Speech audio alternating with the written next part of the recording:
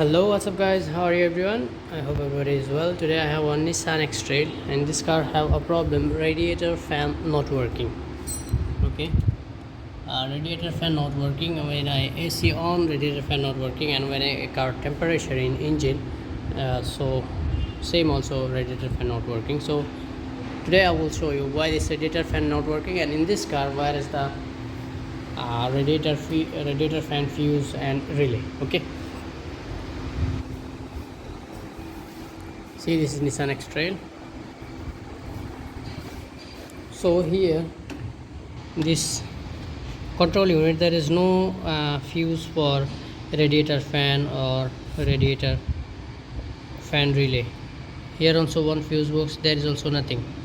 You can see here, I will show you box. See, ignition switch, BDC, electronic sparking brake, EPS, like this. So radiator fan relay and fuse wire. Here inside you can see one fuse box is there. See here, there is a radiator fan relay and fuse inside. So this is the fuse box cover, and you can see here radiator fan high, radiator fan low, radiator fan fuse. So this car have a problem, fuse not working, radiator fan not working. So we check first radiator fan fuse. Here you can see this is the fuse, big one. This is for radiator fan.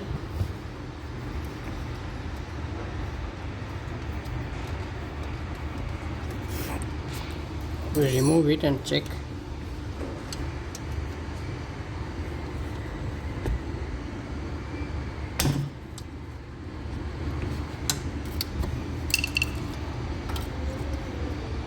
Remove this radiator fan fuse, and you can see this is damaged. Here you can see this fuse already damaged. That's why radiator fan not working. Okay, this is the fuse.